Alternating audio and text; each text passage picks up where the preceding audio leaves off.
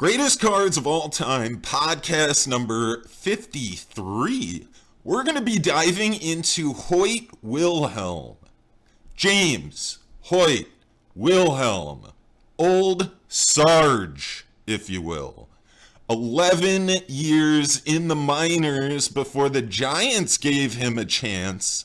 And he made his major league debut at 28. That was April 18th. 1952, the knuckleball relief ace.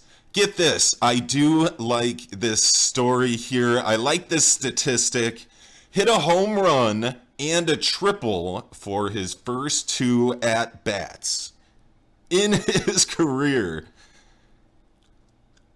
And neither of those things happened again after that, after his first two at-bats. I loved hearing that. I thought it was so funny. Very cool. I thought that was Did awesome. not know that. I'm like, what? Was he a good hitter? It sounds like no, he just kind of had one good game, and that was it. And that was 20 years and 1,069 games after that. Neither of those things happened again. How crazy. Nuts. That's why I love baseball. Finding those things out and learning about new players. HOYT WILHELM is awesome. Very cool. Like you said, a knuckleball pitcher, basically exclusively a knuckleball pitcher, to the point he was even throwing that pitch in high school, which I thought was pretty cool. Really extended his career, I believe. Right. Really extended his career. He was not a hard thrower, but turned out to have a very outstanding Hall of Fame career. Well, it was known as a pitch for old guys. You know, it was a way for them to stick around the league longer. But he realized, even in high school, like you said, he was not a hard thrower. So that's why he basically focused on the knuckleball, even in high school. And that helped him dial it in. From there, he did kind of get a late start in the MLB. His rookie year, you indicated he was 28. Actually, he was 29. He was a year older. That's why there are some discrepancies on, what age he was when he started.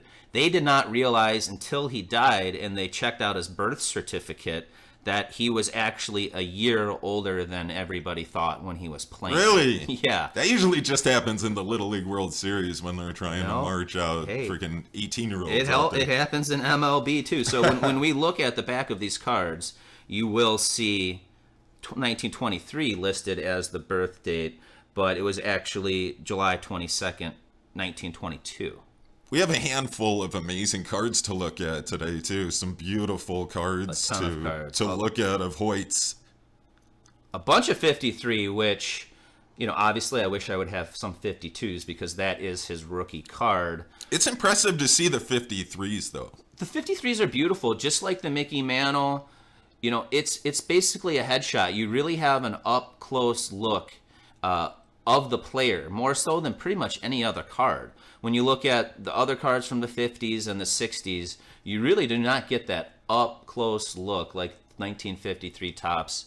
I love 53 Topps. I love the paintings. Taking a look at these 53s, you get to see Hoyt in his early years. Here's his early years when he was coming into the league, and the Giants gave him a shot. And I love the way these cards look. Yeah, those 53 Topps. Well, so his beautiful cards, and I really noticed the coloring again too. Impressive coloring on those 53 Topps cards. Love the color. Yeah, early on he came out on fire actually as a rookie. He was 15-3. He led the league in win percentage at .833. He led the league in ERA at 2.43, and he led the league in games at 71. He was second place in the Rookie of the Year votes to another pitcher who was 28 at the time when he made his debut, and that's Joe Black. And he spent a lot of time in the Negro Leagues before he made his debut, and that's why he was also 28 when he made his debut. Let's talk about 1954. Hoyt went 12-4 in 57 relief appearances in 1954. 3 earned runs over his last 45 innings at that time, which propelled them into the 1954 World Series. The 1954 World Series, Hoyt logged a 2-inning save in Game 3. Wilhelm came in with a 6-2 lead, and he closed it out to give the Giants a 3-0 series lead. 5 outs on 13 pitches the next game. Wilhelm comes in for game 4 versus those Indians and closes out the series. So Hoyt has a career WAR of 46.8, a win-loss record of 143 and 122. It's below the Pinson line. And an ERA of 2.52. It is below the Cepeda line we have. It's the Cepeda line. Not the Pinson. Oh, Pinson yeah. is above Cepeda, actually, I believe, as WAR. Cepeda has the 50.1 WAR, and yes, He's below the Cepeda Hoyt line. is below that. But like we've discussed in prior podcasts, relief pitchers, they have an asterisk. Their WAR actually can be lower, in my opinion, because they don't pitch as many innings typically when you're a reliever. So that is a contributing factor. That is. The question I have is, what kind of numbers would Hoyt have put up if he was actually a starting pitcher? Now, that brings us to his no-hitter. He actually had a no-hitter as a starting pitcher. So I thought that was interesting. Maybe you can go into the no-hitter a little bit more, but he became a full-time starter in 1959 and actually led the league in ERA with a 2.19 ERA. And this kind of brings Paul Richards into the story here. I'm a big fan of Paul Richards. I think he should be in the Hall of Fame as a manager. One of the cool things, unique things that he actually looked at with Hoyt is, why do you want to bring him in as a reliever with people on base when all you have to do is have one pass ball, and that can really hurt you? Obviously, as a knuckleball pitcher, you have way more pass balls than usual. Why bring him in with somebody on base when there's a good chance you'll have a pass ball? Why not have him be a starting pitcher? And to even reduce the pass balls, Paul Richards had another idea. He actually invented a catcher's mitt that was huge. It was a 41-inch catcher's mitt, and that had a lot to do with, I believe, part of the improvement in his ERA as a starting pitcher, or just in general, that helped the catchers and him.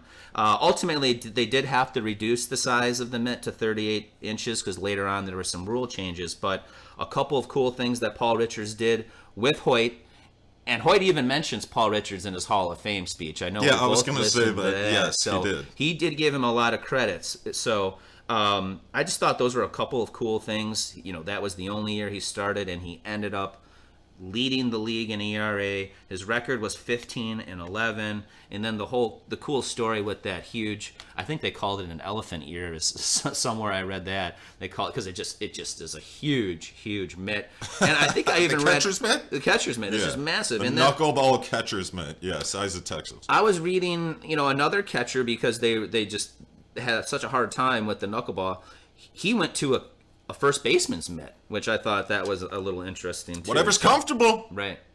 So, what's the deal with, he gets one no-hitter? That was actually, I believe, in 1958. So 1958, he comes in and no-hits the Yankees in a rare start.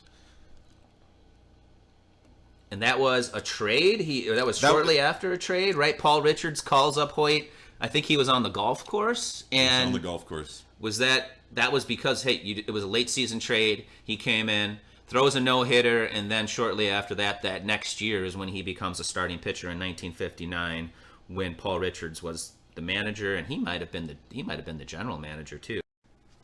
Let's take a look at some 1968 Topps Hoyt Wilhelms. Card number 350 in the set for the White Sox. I love this card. Did somebody it's real sit on sharp his hat? Looking. Did somebody sit on his hat? Somebody sat on his hat. What happened? Somebody sat on his hat. Now, it's just laid upon his head. I don't even know if it's actually on his head. Yeah, that is a loose fitting. If you had a hat like that, would you wear that out in public? I don't wear hats like that. No. Oh man. And I will not wear hats like that. Cool card. Cool card. The back. I don't know. What's with the trivia? How about give us a White Sox? Give us a White Sox trivia. Why are we looking at the Cubs? It's just dumb. Yeah, it really doesn't match, does it? No. Happy to have that card, though. It is a 1968 Topps.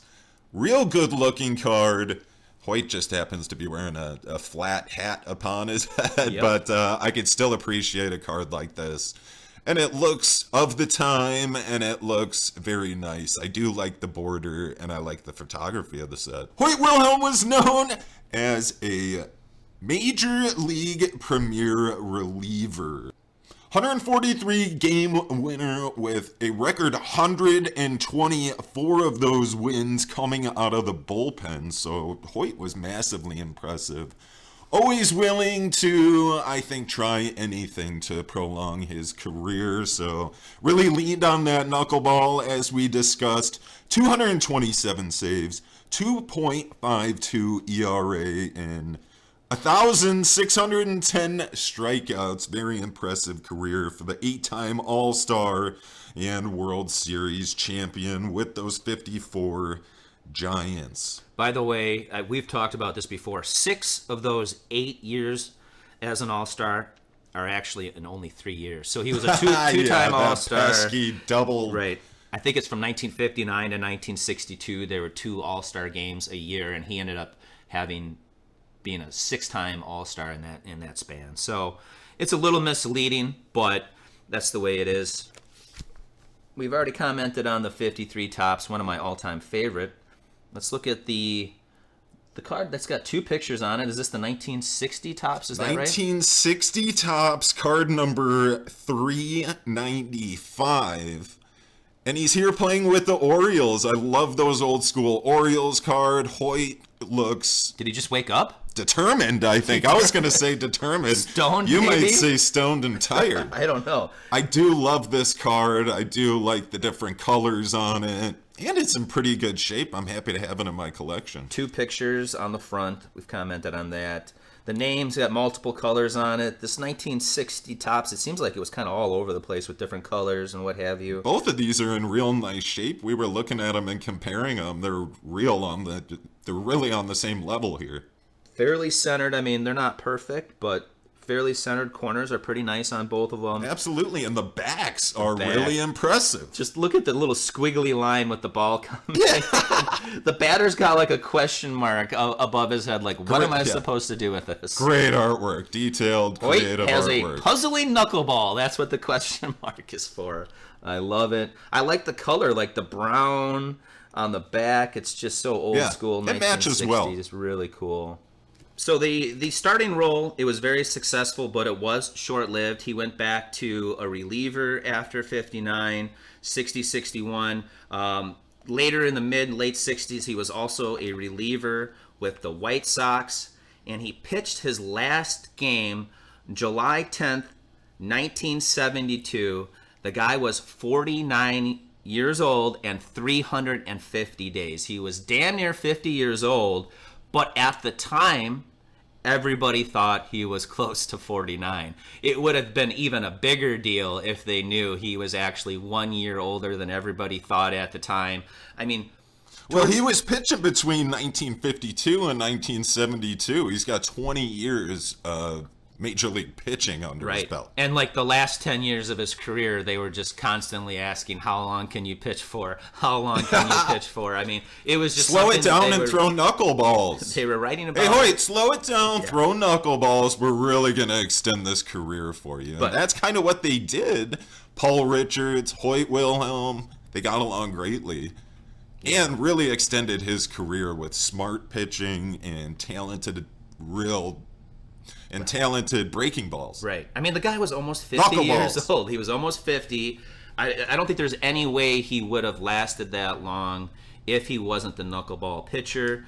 The fact that the guy was 49 and 350 days old during his last pitch, that's insane. He played for 9 clubs throughout his career, which is insane. Yeah, till he was 49 years old. Insane. Possibly. He was inducted into the 85 Major League Hall of Fame. Right. And he was actually the first reliever enshrined into the Hall of Fame. I thought that was a cool stat.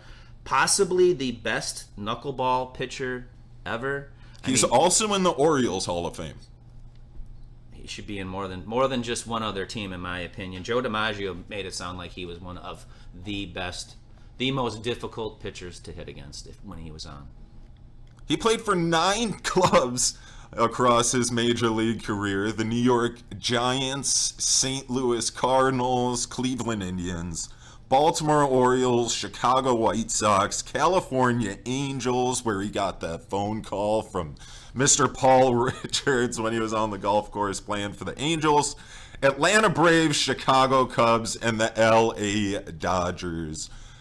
Quite a litany of fantastic baseball teams, and you think about his career, he traveled a lot, he had a lot of kids too. We heard from his Hall of Fame induction speech, so he lived a crazy long life and a busy life, and sounds like a lot of fun traveling the country, meeting new people, learning how to play the game of baseball from some legendary figures. He was an 8-time All-Star. Unbelievable. 2-time percentage leader, 2-time ERA leader, and 2-time leader in games played. Hall of Famer, justifiably, in my opinion, one of, or probably the best knuckleball pitcher ever. Let's take a look at one of my favorite cards we're going to be looking at today. 1965 Topps, number 276 in the set. White Sox card. New hat this year. Beautiful card. And this one in particular, I'm going to brag about a little bit. Just picked it up from a card show, and it's crispy. The corners are nice. The edges are real nice. The coloring's nice. I might actually get this graded. SGC tuxedo style.